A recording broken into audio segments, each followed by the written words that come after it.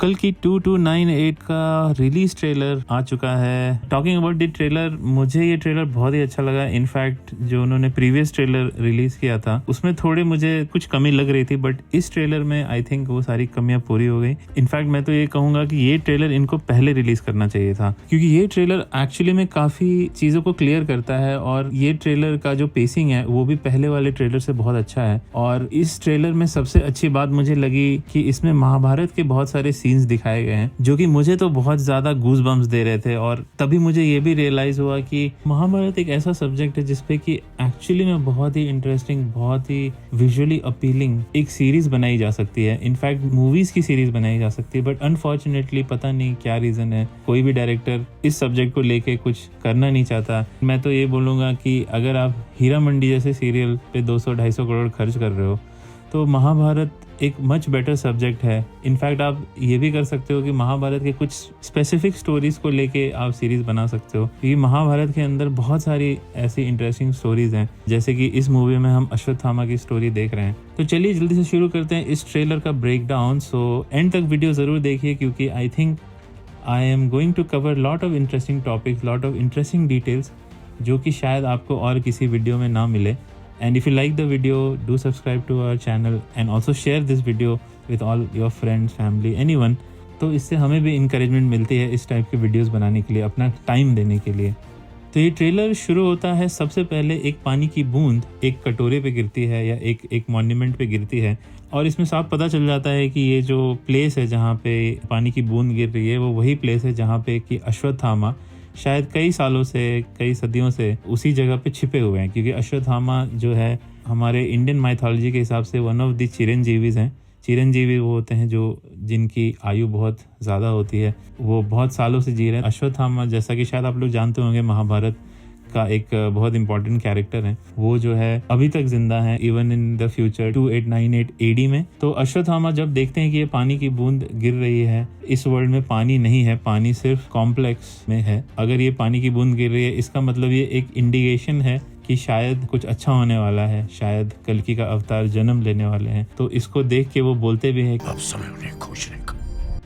ये शायद शंबाला है। शंबाला, जैसा कि डायरेक्टर अश्विन नाग ने बताया था, कि वो सिटी है जहाँ की अभी भी रिलीजन एग्जिस्ट करता है। कल्कि पुराण में भी लिखा गया है कि जब कल्कि का अवतार जन्म लेंगे वो शंबाला में ही जन्म लेंगे। ऐसे तो कहा जाता है कि शंबाला उत्तर प्रदेश में कोई एक जगह है, वहाँ पे इनफैक्ट उनका एक मंदिर भी है। बट इस मूवी में आई थिंक जो ज्योग्राफी दिखाई गई है उसके हिसाब से लग रहा है कि ये कहीं हिमालयाज में है। तो अगर हम इस पेड़ की बात करते हैं तो मुझे लग रहा है कि ये पीपल का पेड़ है, क्योंकि पीपल का पेड़ हिंदू माइथोलॉजी में और हिंदुइज्म में बहुत इंपॉर्टेंट पेड़ होता है। इसकी पूजा होती है। ये भी कहा जाता है कि पीपल के पेड़ के जड़ में विष्णु जी विराजमान होते हैं और इसे ट्री ऑफ लाइफ भी कहा जाता है। तो आई थिंक ये एज अ सिंबल यूज किया जा रहा है इस मूवी में। जब कल्कि अवतार आएंगे तो शायद ये पेड़ फिर से हरा भरा हो जाएगा। और यहाँ पे जब कैरेक्टर अगेन रिवील किया जा रहा है दीपिका पादुकोण का, तो आई थिंक ऑलमोस्ट अब ये क्लियर हो चुका है कि दीपिका पादुकोण ही कल्कि अवतार की माँ का रोल कर रही हैं।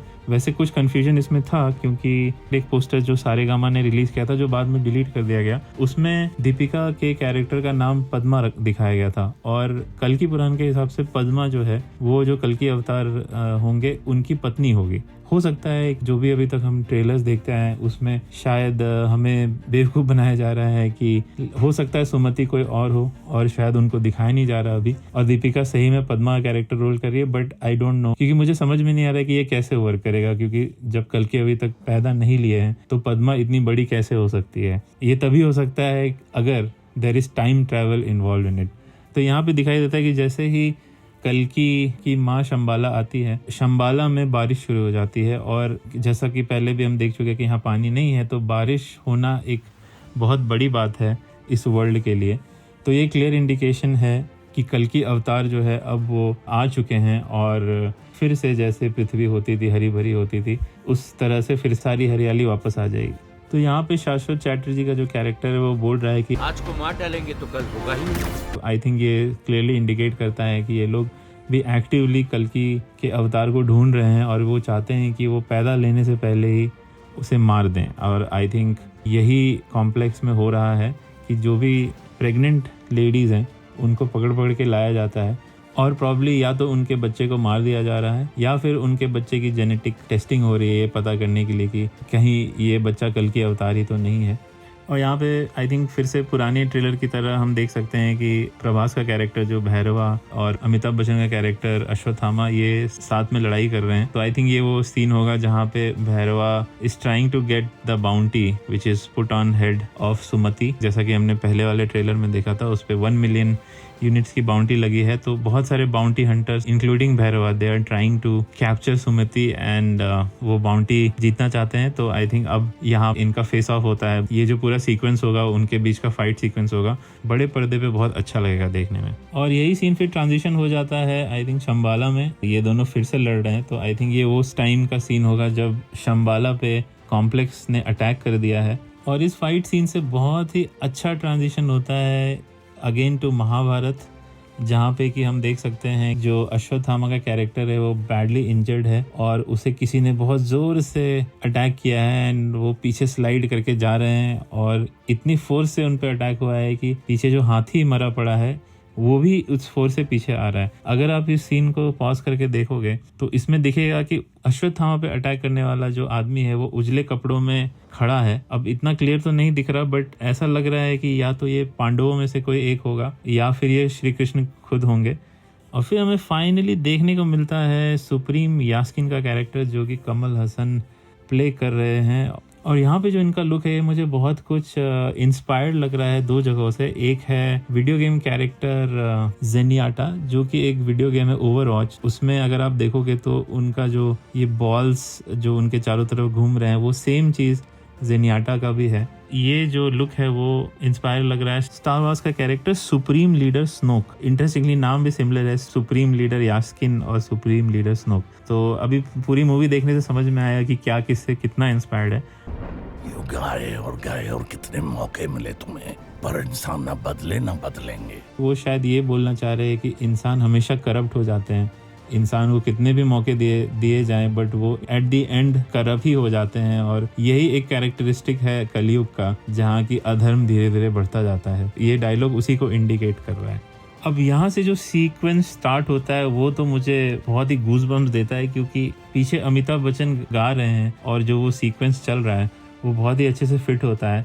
And actually it's a shame that Bollywood में अमिताभ बच्चन को इस टाइप की रोल्स नहीं दी जाती, इस लार्जर देन लाइफ जो इसमें दिखाया जा रहा है। इनफैक्ट अगर आप पूरा ट्रेलर देखोगे इसमें जो स्क्रीन प्रेजेंस है अमिताभ बच्चन की वो प्रभास से भी ज़्यादा ऊंची है।